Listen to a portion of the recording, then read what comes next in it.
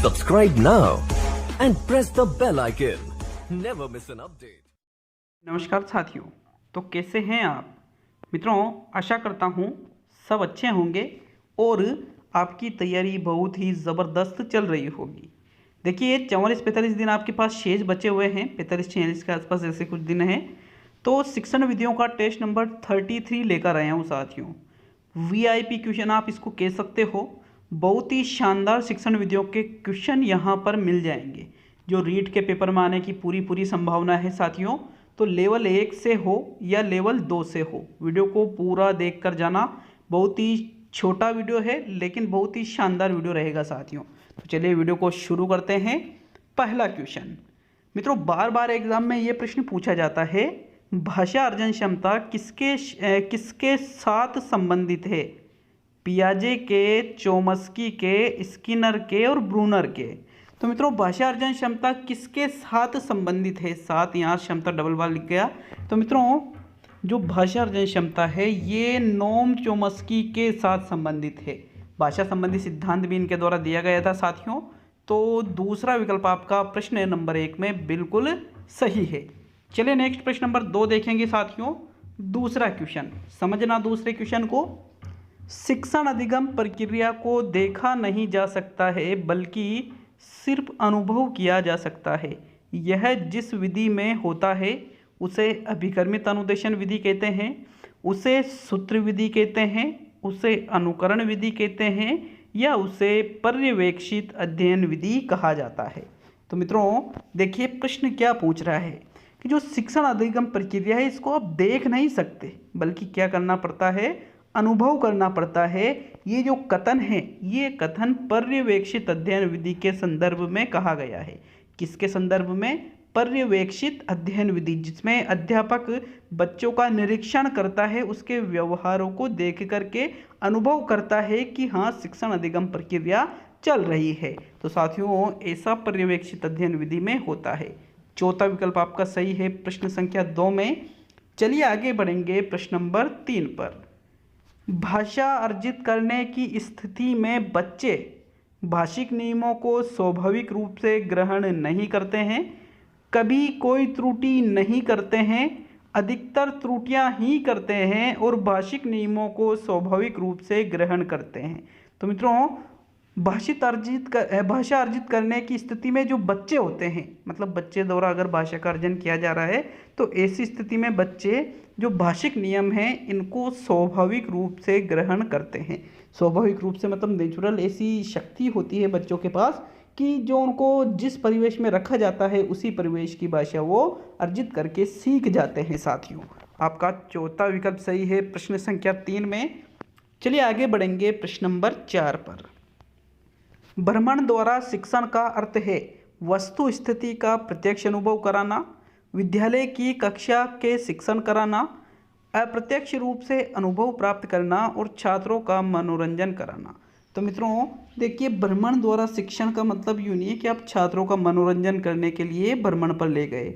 अप्रत्यक्ष रूप से नहीं बल्कि प्रत्यक्ष रूप से इसका अनुभव किया जाता है बच्चों के द्वारा कि जो वस्तु स्थिति मतलब जो चीज़ हम पढ़ रहे हैं, जैसे बच्चों को आपने किसी किले के बारे में पढ़ाया और यदि उसका प्रत्यक्ष रूप से बच्चे अवलोकन करेंगे तो जो वस्तु स्थिति है वहाँ का वो प्रत्यक्ष अनुभव कर सकता है। जैसे बच्चों से कहा जाता है कि महाराणा प्रताप की समाधि वहाँ पर है, यदि आप वहाँ पर लेकर जाओगे कि भाई ये है महाराणा प्रताप की समाधि, तो साथियों प्रत्यक्ष अनुभव बच्चों को होता है। विकल्प नंबर 1 सही है प्रश्न संख्या 4 में। चलिए आगे बढ़ेंगे प्रश्न नंबर 5 पर। निम्न में से अध्यापन कौशल से संबंधित नहीं है?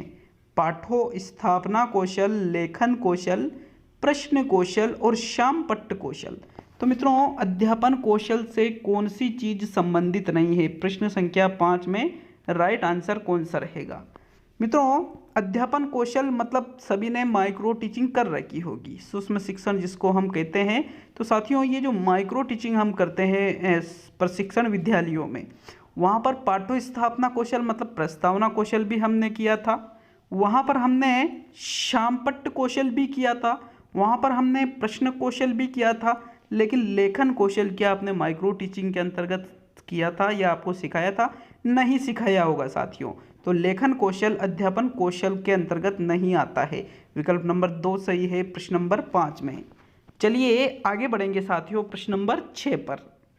छठा क्वेश्चन है, फ्रोबेल ने शिक्षण विधि दी है, प्रश्नोत्तर विधि दी है, खेल विधि दी है, अवलोकन विधि दी है और नाटकीयकरण विधि दी है। तो मित्रों फ्रोबेल के द्वारा, अब यहाँ पर चक्कर पड़ जाएगा क्योंकि फ्रोबेल ने हम अपने को क्या पता है, किंडरगार्टन विधि दी है, अपने को तो ये पता है, लेकिन साथियों किंडरगार्टन खेल पर आधारित विधि है। किस पर आधारित है, खेल पर। तो विकल्पों को देखते हुए खेल विधि आपका राइट आंसर है प्रश्न संख्या 6 में। मूल रूप से अगर पूछा जाए कि खेल विधि के जनक कौन है, तो हेनरी कोल्डवेल कुक इसके जनक हैं, लेकिन प्रश्न जिस तरह से पूछा है उस तरह से अगर आप आंसर दो तो आपका खेल विधि यहाँ पर राइट आंसर होगा, क्योंकि फ्रोबेल ने जो किंडरगार्टन विधि दी है वो किस पर आधारित है, खेल पर आधारित है साथियों। तो दूसरा विकल्प आपका सही है प्रश्न नंबर 6 में।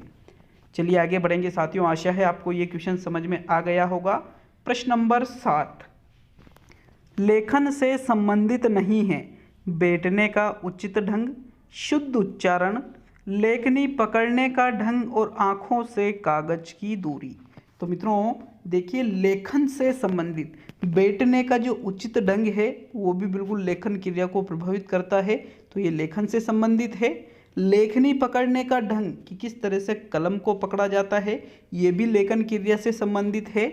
आँखों से कागज की दूरी, बिल्कुल ये लेखन और पठन दोनों से संबंधित है। लेकिन शुद्ध उच्चारण, उच्चारण तो भाई पठन से संबंधित हो जाएगा ना, लेखन से थोड़ी रहेगा, इसलिए साथियों दूसरा विकल्प आपका प्रश्न संख्या 7 में बिल्कुल सही आंसर है। चलिए आगे बढ़ेंगे साथियों प्रश्न नंबर 8 पर। 8वां क्वेश्चन, प्रत्यक्ष विधि में शिक्षण भाषा का माध्यम होता है, एक भाषा से दूसरी भाषा में, संस्कृत को संस्कृत में, संस्कृत को हिंदी में, उसी भाषा में जिस भाषा के विषय होता है। तो साथियों देखिए, प्रत्यक्ष विधि जो होती है, प्रत्यक्ष विधि में क्या किया जाता है, संस्कृत में प्रत्यक्ष विधि के जनक कमेंट करके जाइएगा साथियों, देखिएगा, और हिंदी में संस्कृत, हिंदी या अन्य सब्जेक्टों में प्रत्यक्ष विधि के जनक को कमेंट करके जाइए। तो मित्रों अगर हम बात करें प्रत्यक्ष विधि में शिक्षण की, तो इसमें क्या होता है, जो भाषा का शिक्षण दिया जाता है वो उसी भाषा में दिया जाता है जिस भाषा में आप बच्चों को पढ़ा रहे हो। जैसे बच्चों को अगर आप हिंदी पढ़ा रहे हो तो व्याकरण की शिक्षा भी किस भाषा में दोगे, हिंदी में। बच्चों को यदि आप अंग्रेजी पढ़ा रहे हो तो व्याकरण का शिक्षण भी किस में दोगे, अंग्रेजी में। उर्दू पढ़ा रहे हो तो उर्दू में, संस्कृत पढ़ा रहे हो तो संस्कृत में। मतलब कहने का मतलब क्या है, जो भाषा बच्चों को पढ़ाई जाती है उसी भाषा में शिक्षण होता है, उस भाषा का माध्यम। चौथा विकल्प सही है प्रश्न नंबर 8 में। चलिए आगे बढ़ेंगे साथियों प्रश्न नंबर 9 में। 9वां क्वेश्चन, भाषा कौशल है शिक्षण कराना, अधिगम कराना, अनुदेशन देना और दक्षता प्राप्त करना। तो मित्रों भाषाई कौशल कितने होते हैं, 4 होते हैं, जैसे LSRW, listening, speaking, reading, writing.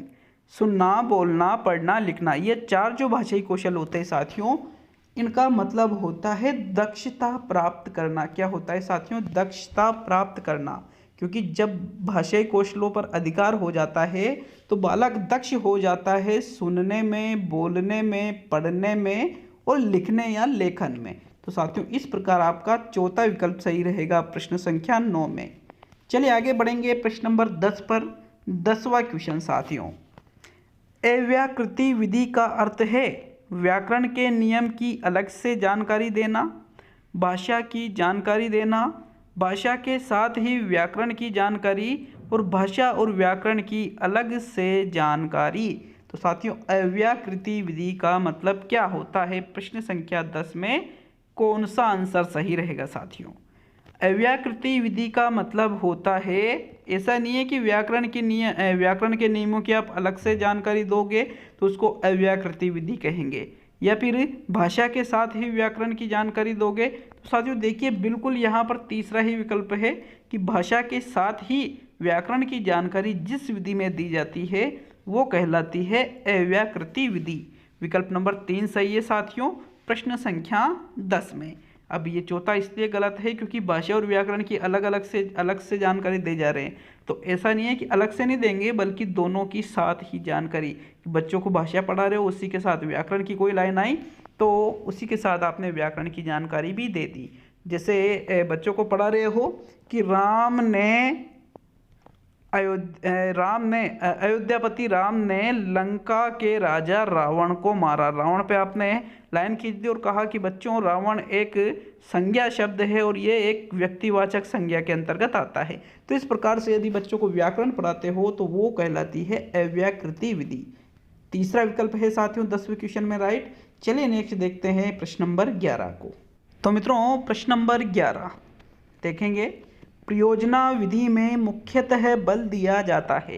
करके सीखने पर बल दिया जाता है, सुनकर कार्य करने पर बल दिया जाता है, समाधान करने पर बल दिया जाता है और देखकर कार्य करने पर बल दिया जाता है। तो मित्रों प्रयोजना विधि के बारे में सभी ने सुना होगा। किसके द्वारा दी गई है प्रयोजना विधि? किलपेट्रिक के द्वारा इस विधि को दिया गया है। मित्रों ये जो विधि है ये जॉन डीवी की जो मूल विचारधारा है करके सीखना उस पर आधारित है। अतः इस विधि में करके सीखने पर बल दिया जाता है। बच्चों को लर्निंग बाय डूइंग के आधार पर सिखाया जाता है। मित्रों इसमें कुल 6 पदों का प्रयोग होता है। प्रथम पद होता है परिस्थिति उत्पन्न करना और अंतिम पद होता है आलेखन या लेखा जोखा करना। तो साथियों प्रथम विकल्प सही है प्रश्न संख्या 11 में। चलिए आगे बढ़ेंगे प्रश्न नंबर 12 पर। मित्रों 12वां क्वेश्चन है राज्य सरकार द्वारा स्माइल कार्यक्रम की शुरुआत रिक्त स्थान की गई। अध्यापकों हेतु की गई, छात्रों हेतु की गई, अभिभावकों हेतु की गई और प्रधानाध्यापकों हेतु की गई। तो मित्रों राज्य सरकार ने जो स्माइल कार्यक्रम की शुरुआत की थी ये कोरोना काल में चलाई गई थी। कोरोना काल में जब बच्चे स्कूल नहीं आते थे, नहीं स्कूल जा पाते थे, तो उस समय बच्चों के शिक्षण हेतु स्माइल कार्यक्रम की शुरुआत की गई थी। आपका दूसरा विकल्प सही है प्रश्न नंबर 12 में। बच्चों मतलब छात्रों हेतु। तो साथियों 12वें क्वेश्चन में छात्रों हेतु दूसरा विकल्प ही राइट रहेगा। चलिए आगे बढ़ेंगे मित्रों प्रश्न नंबर 13 पर।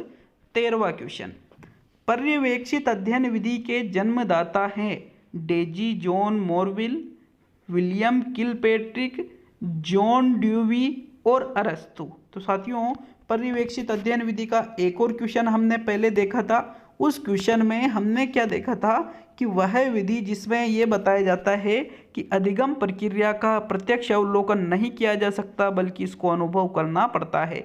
तो ऐसा पर्यवेक्षित अध्ययन विधि के संबंध में ही कहा गया था। अभी इसी टेस्ट में अभी कुछ प्रश्नों के पहले आया था वो।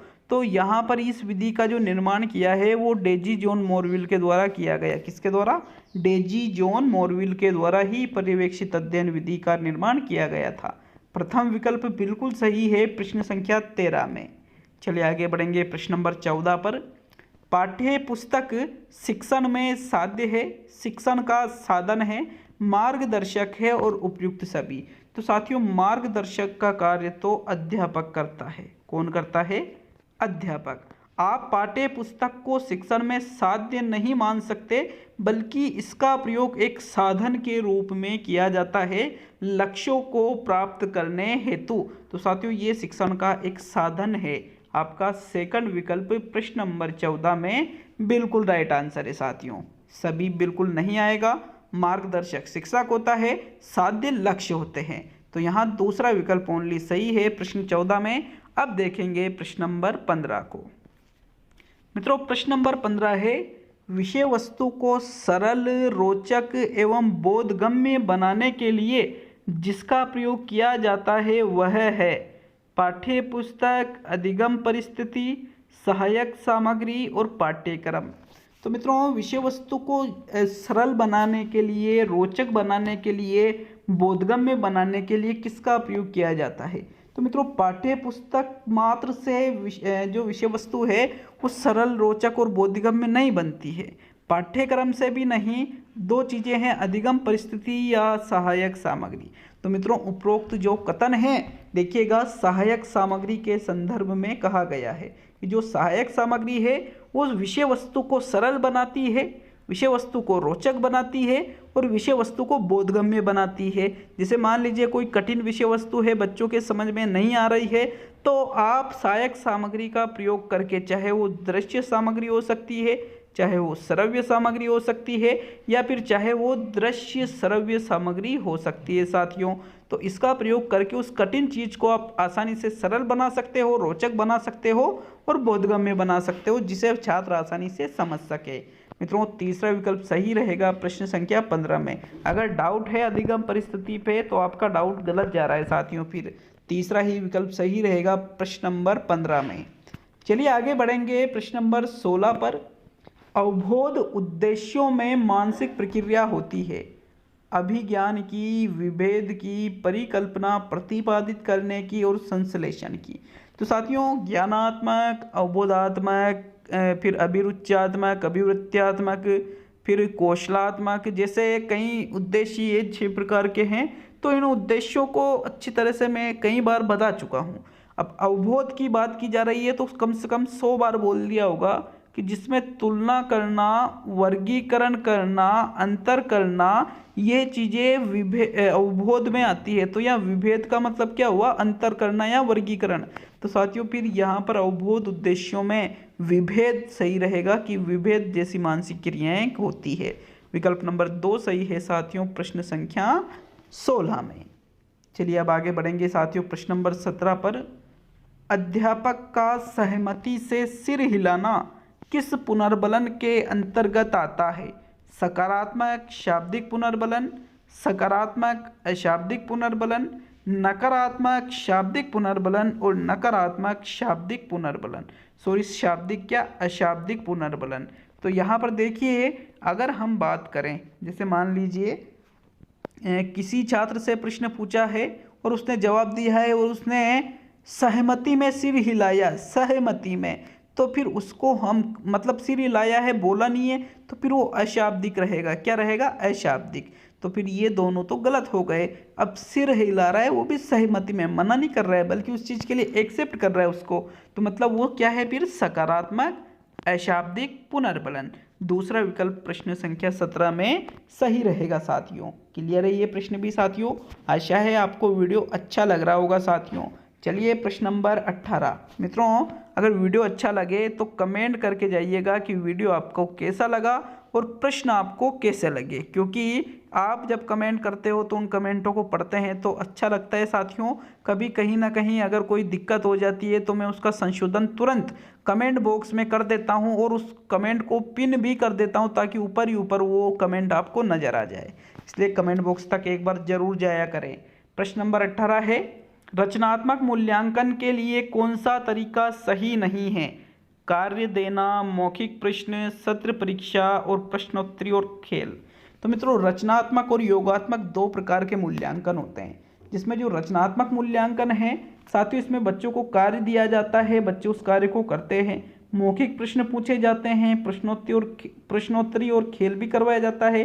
लेकिन सत्र परीक्षा ये रचनात्मक में नहीं होता है, बल्कि ये होता है साथियों योगात्मक मूल्यांकन में। किसमें होता है? योगात्मक मूल्यांकन में। अतः ये सत्र परीक्षा वाला विकल्प आपका राइट आंसर है प्रश्न नंबर 18 में।